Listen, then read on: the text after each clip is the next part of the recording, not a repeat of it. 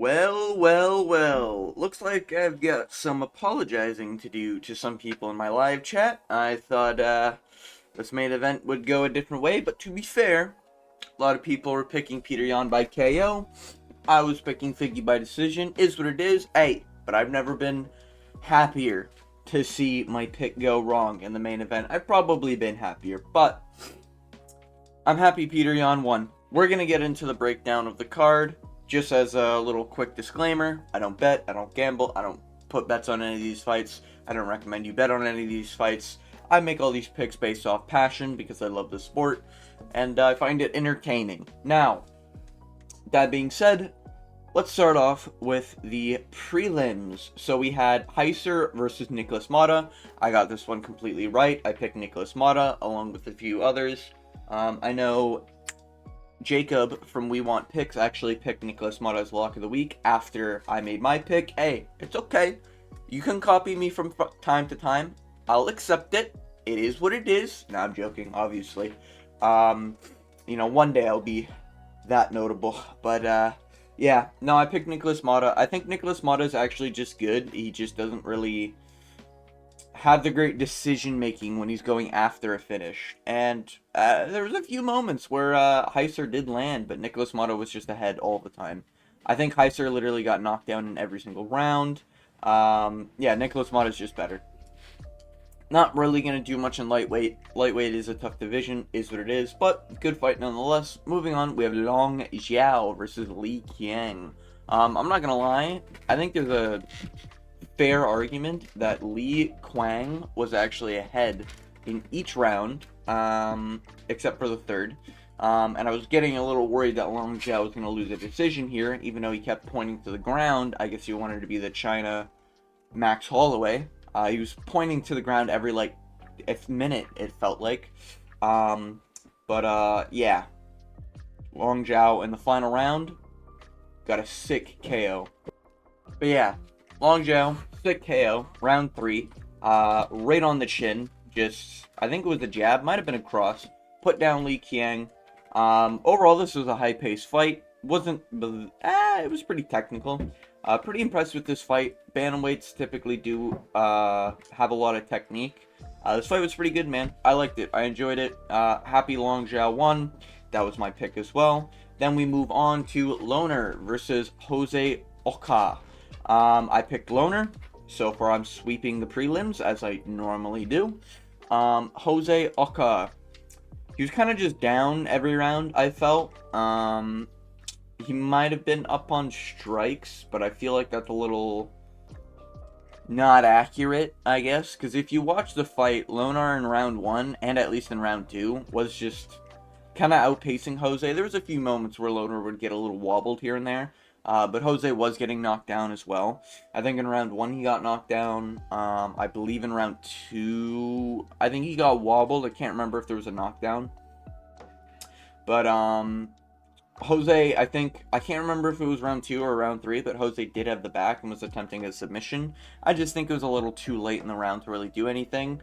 And then I think Jose had one good round, but arguably Loner could have won it just because he cut open literally his eyelid, which probably affected the fight mainly. Jose just looked like he was trying to ego the whole time.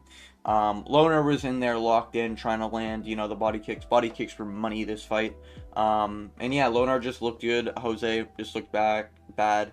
So yeah, happy I got the pick right there. Moving on, we have flyweight Carlos Hernandez versus Tumen, is what I called him in this fight. If you didn't know, I stream daily.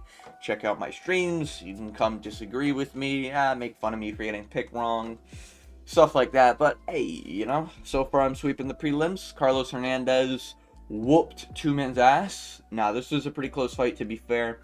Newman just kept missing, and that's kind of like the takeaway from this fight. Newman sucks. He kind of, he's explosive, he's fast, looks like he knows a little bit on the ground, but might have an IQ problem.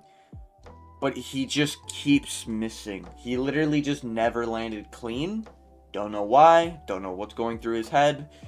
He just kept on overswinging on Hernandez. And Hernandez, while being on the back foot all the time, he would at least like rush in, jab cross, rush out, and that's pretty much how that went. But yeah, this fight was pretty ass. Made me kind of fall asleep. It was like 4 a.m. at this point.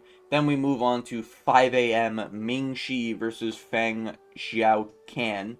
I picked Feng via a very elite method of coin flipping. As you know, I typically use the coin for women's fights. It's done me well in the past. This card, it did not do me well. Unfortunately, the coin got every women's fight wrong. Yikes. Maybe I need to rethink my methods, but, you know, maybe this is a one-time occurrence. It is what it is. I don't seriously pick women's fights. I think they're garbage. I think no one should take them seriously. I think they're complete and utter dog shit. Moving on, though. No, this was a sick finish, though, from Ming Shi. It was at least a good head kick, I guess, that knocked out Fang cold. It's just women's MMA at the end of the day. Anything can happen. No one cares. You know. Itty wittity. Moving on, we have Dong Hun Choi versus Kiryu Saota. I think I don't think I coin flipped this. I think I just picked Dong Hun because he's got a Hun Dong, you know? And if I didn't, it is what it is, but I'm fairly certain I picked Dong Hun. I don't know either of these guys. I haven't watched either of these guys before. This was my first time not witnessing it. Actually, technically, no, not witnessing it, because at this point I was probably fast asleep. But upon inspection, it appears like Dong Hung's got some power. This is flyweight, though. Don't really care. Maybe Dong Hung does something. Moving on, we have Bear Gang versus Yu Su Young. I think I picked So Young. If I didn't, it is what it is. But I'm fairly certain I picked So Young. So I think I only got the women's MMA fight. Beer Gang, I think I didn't pick purely because I couldn't pronounce his name. So, yeah. Moving on. We have Zhang Minyang versus Ozzy Diaz. I picked Zhang Minyang. I just think Ozzy Diaz isn't that good. Looks like I was good to pick Zhang Minyang. Ozzy Diaz has also been finished before, so I guess there's that. But the main reason is just that Ozzy Diaz is a little older, and he's not really like a prospect, I think, is the main takeaway. Zhang Minyang, at least got some experience under his belt, and at least is coming off that KO off of Roberto, whatever. This fight was a close fight by the looks of things. I picked Volkan Ozdemir versus Carlos Olsberg. Maybe I have to watch this one back. Seems very close. It looks like significant strikes. Or no, that's percentage, never mind. Yeah, it seems like a close fight. I got this pick wrong, is what it is. Maybe you coin flip the decision. Carlos Olsberg wins. Maybe I gotta rewatch the fight, I don't know. But yeah, I got that one wrong. Actually, so I think I did really well on this card. What would this be? So I got one wrong, so it'd be 1, 2, 3, 4, 4, 5, 6, 7, 8 out of 1, 2, 8 and 4. I think I went this card. That's not bad, to be honest. I'll take that. That's pretty big W's. Pretty big W's in chat. Anyways, Wong. Yeah, we move on to Wong Kong versus Gabriel Fernandez. I believe I was with the rest of the world thinking Wong Kong could get a finish here, but unfortunately she got fucking submitted by Gabriel Fernandez. I also coin flip, landed on Wong, gotta go with the coin. Coin failed me this time, it is what it is. Moving on, we have Song Kanan versus Muslim Salikov. Now this was surprising, even though I got the pick right. I don't know how you're 40 years old in 2024, Muslim Salikov knocking out a young in prime Song Kanan, but I picked Muslim Salikov.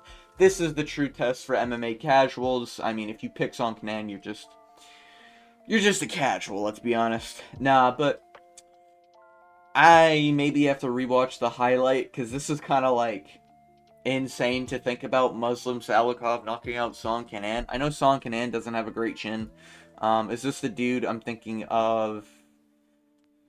Lost to Kevin Jusay. Yeah, got knocked out by Ian Gary. And I've been saying, man, I think I said it in my breakdown. If you get knocked out by Ian Gary, you have no chin. So, don't know how Muslim Salikov knocked him out.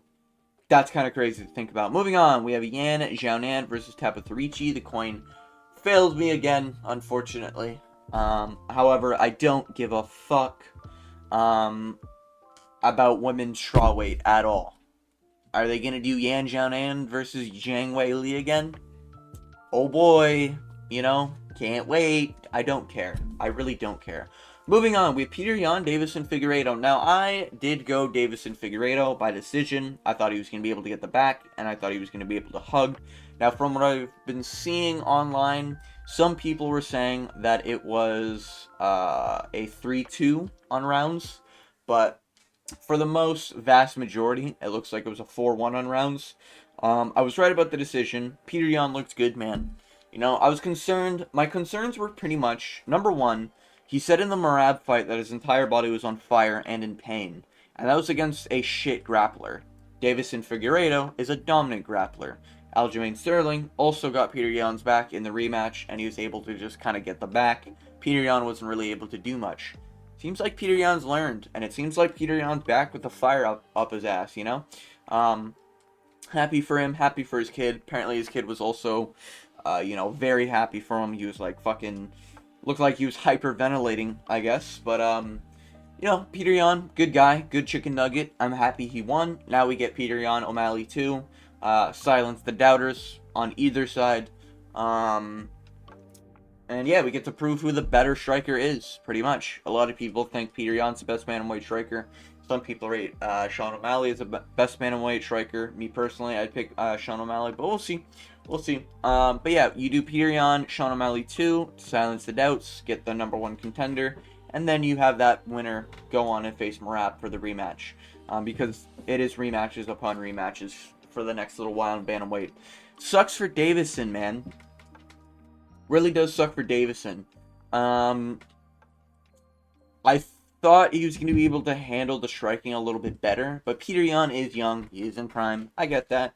I just thought Deiveson was going to be able to get the grappling going, you know? But yeah, Petr Yan's just a slightly higher level than Deiveson Figueiredo. Is what it is. Happy with the card. Overall, I got most of my picks right. You know, sucks I got the Deiveson wrong. Is what it is. Still went positive on the card. At the end of the day, that's all you really want as a picking video. So happy with the card. Didn't watch the card, so I don't really care. Not staying up again to watch a fucking 5 a.m., 6 a.m., 7 a.m. card.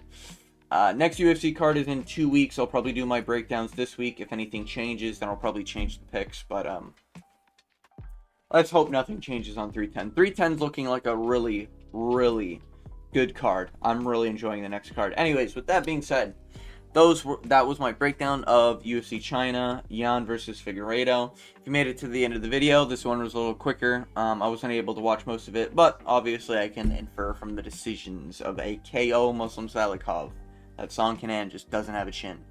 With all that being said, I want to thank you for watching. As always, I hope you have a good day.